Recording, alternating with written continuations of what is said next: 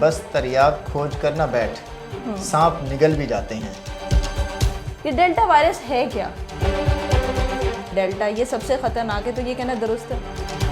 इसके सिम्टम्स में भी कोई फ़र्क है? मरीज़ों की तादाद में इजाफा हुआ है? That's a very difficult question. आप लगता बहुत तैयारी करके आए हो इस हवाले से। लम्हा न्यूज़ की वीडियोस देखने के लिए हमारा चैनल सब्सक्राइब कीजिए और साथ ही बने बेल आइकन पर क्लिक कीजिए। अस्सलामुअलैकुम जी, आप देख रहे हैं लम्हा न्यूज़ और मैं हूं आपकी होस्ट उफेरा फैज़।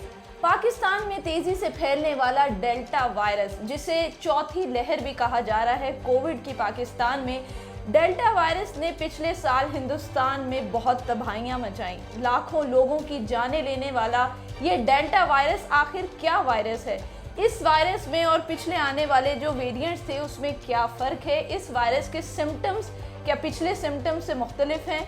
ये सब जानने के लिए आज हमारे साथ मौजूद हैं डॉक्टर हुसैन साहब। ये पल्मोनोलॉजिस्ट हैं और इसके साथ साथ सर्विसेज हॉस्पिटल में पिछले 1-2 साल से कोरोना वार्ड के इंचार्ज भी हैं। अस्सलाम वालेकुम सर, कैसे हैं आप? वालेकुम सलाम। ये डेल्टा वायरस है क्या? डेल्टा वायरस एक म्यूटेशन है। इससे पहले जो वायरस थे उनमें से कुछ ऐसे थे, दे हैड द कैपेसिटी कि वो तेज़ी के साथ फैलें। कुछ की ये कैपेसिटी थी कि वो लोगों को जल्दी मारें। डेल्टा वायरस में ये चीज़ पाई जाती है कि वो तेज़ी के साथ भी फैलता है और लीथल भी है। तो सर अगर कहा जाए कि ये जो वेरिएंट है डेल्टा ये सबसे ख़तरनाक है, तो ये कहना दुरुस्त है?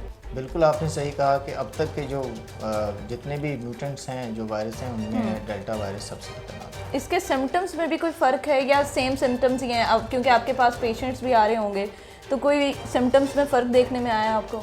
हाँ, that's a good question. Actually जितने भी वेरिएंट आए उन सब के सिम्टम्स में कुछ ना कुछ फ़र्क मौजूद था। अच्छा। चाइनीज़ जो था वो बॉडी एक्स बहुत ज़्यादा कर रहा था और उसके बाद जो है वो लोगों के स्मेल को ख़त्म कर रहा था, जबकि उसके बाद आने वाले जो यूके वेरिएंट था वो लंग्स की इन्वॉल्वमेंट 5-6 पे कर देता था, फीवर कम करता था लेकिन लंग्स की इन्वॉल्वमेंट ज़्यादा हो रही थी। और उसके बाद ब्राज़ीलियन जो था वो बॉडी एक्स बहुत ज़्यादा करता था और नेज़ल सिम्टम्स बहुत ज़्यादा थी। जबकि जो ये वाला जो वायरस है ये इस लिहाज से म्यूटेंट है कि इसको आप डिफ्रेंशिएट नहीं कर पाते दूसरे आम फ्लू से।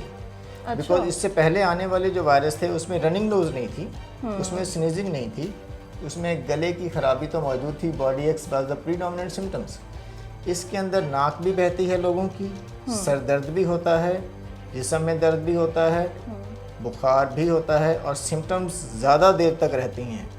उसमें अमूमन 5 डेज़ में लोग रिकवरी फेज़ की तरफ चले जाते थे या कॉम्प्लिकेट हो जाते थे। इसकी जो सिम्टम्स हैं वो 5-6 डेज़ की बजाय 10-12 डेज़ तक चलती रहती हैं। तो सर आप कोरोना वार्ड के जो हैं इंचार्ज भी हैं, तो क्या वहाँ पर मरीज़ों की तादाद में इजाफा हुआ है डेल्टा के आने के बाद? There is a little bit increase हो रहा है यानी? लास्ट 10 डेज़ की अगर हम ग्राफ देखें तो जून से ट्रेंड डाउनवर्ड स्टार्ट हो गया था। Gradually number of the patient कम हो रहे थे, नए पेशेंट नहीं आ रहे थे, पुराने पेशेंट ठीक होकर घरों को जाना शुरू हो गए थे और admitted cases almost 10% of capacity रह गए थे। अब लास्ट 10 डेज़ में वो नंबर इंक्रीज़ होकर 15% ऑफ द कैपेसिटी आ गया है।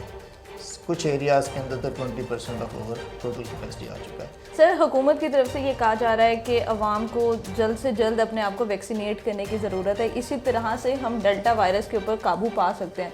तो जो वैक्सीन पाकिस्तान में लगाई जा रही है वो तो पुराने वेरिएंट्स को मद्देनज़र रख के बनाई गई थी, तो क्या वो वैक्सीन डेल्टा के ऊपर असरअंदाज होगी? That's a very difficult question. आप लगता बहुत तैयारी करके आए इस हवाले से। चूँकि डेल्टा वायरस नया है, जो कुछ इमर्जिंग डाटा आया है वो ये बताता है कि इसने उन लोगों को इन्वॉल्व किया है जो वैक्सीनेटेड थे। अच्छा। हमें 2 चीज़ों को देखना है कि अगर 100 लोग इन्वॉल्व होते हैं तो 100 के 100 डेल्टा से तो इन्वॉल्व नहीं होंगे ना।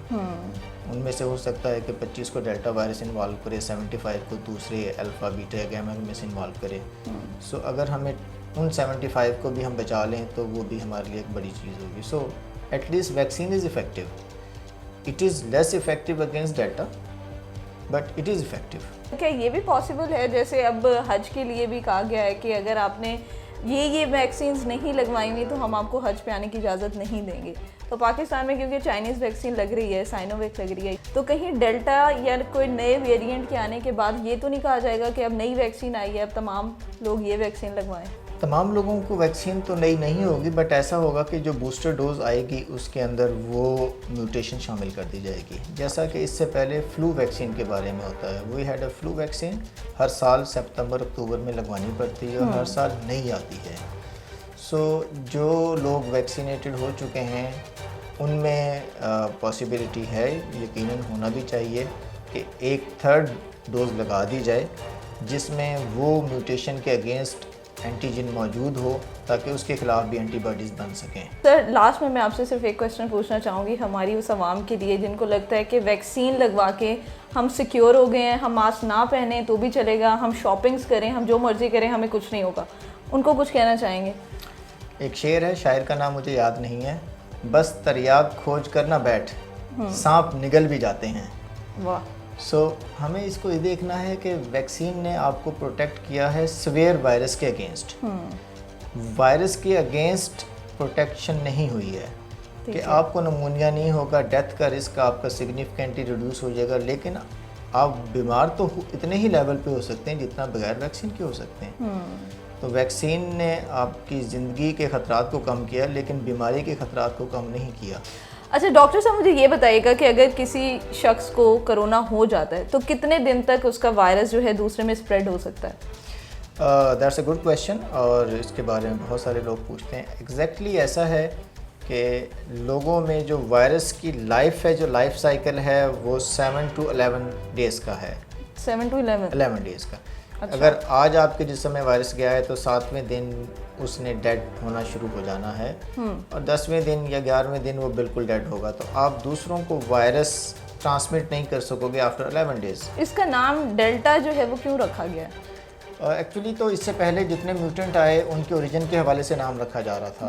लाइक के पहले वो चाइनीज़ ओरिजिन का था तो उसको चाइनीज़ कहा गया, फिर ब्राज़ील में आया तो ब्राज़ील या साउथ अफ्रीकन कहा फिर गया, एक यूके वेरिएंट आ गया था, आया तो फिर इंडियन वेरिएंट आया।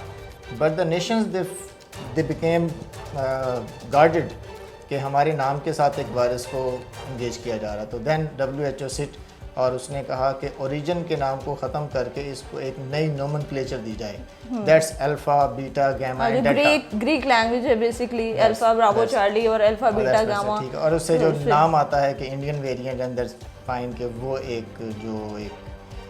इसका जो मिथ है वो भी ख़त्म हो जाता है। ठीक है, तो सर क्या ये दुरुस्त है कि ये जो वायरस है वो तेज़ी से फैलता भी है पिछले वायरसेस की निस्बत और इसमें अमवात के जो मौके हैं वो भी ज़्यादा है?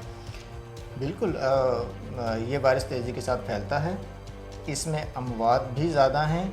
वैसे भी अगर आप लोग ज़्यादा इन्वॉल्व करेंगे, अगर एक वायरस है वो इस हिटिंग 100% लोगों को 100% को हिट कर रहा है, उसमें से 20 लोगों को वो ख़तरनाक तरीके से उनको नमूनिया कर देता है, तो तादाद 20 रहेगी। अगर दूसरा वायरस इतने ही टाइम में अगर 1000 लोगों को इन्वॉल्व कर रहा है तो वो तो 200 पे चला जाएगा। सो जो तेज़ी के साथ स्प्रेड करेगा, तेज़ी के साथ ज़्यादा लोगों को इन्वॉल्व करेगा, उसकी डेथ रेट रेशो जो है एज ए क्यूमुलेटिव ज़्यादा हो जाएगी। जी तो व्यूअर्स, आप लोगों ने सुनी डॉक्टर साहब की गुफ्तगू, उन्होंने हर पहलू के बारे में बताया है, डेल्टा वायरस के सिम्टम्स क्या हैं, डेल्टा वायरस किस तेज़ी के साथ फैलता है और अमवात के भी कितने चांसेस होते हैं डेल्टा वायरस में। उम्मीद करते हैं कि आप लोग ये तमाम तर एहतियाती तदाबीर जो हैं उनको मद्देनज़र रखेंगे, उनको फॉलो करेंगे और इस वायरस से अपने आप को भी बचाएंगे और अपने इर्द गिर्द के लोगों को भी बचाएंगे। एक नई वीडियो के साथ दोबारा हाजिर होंगे, देखते रहिए लम्हा न्यूज़।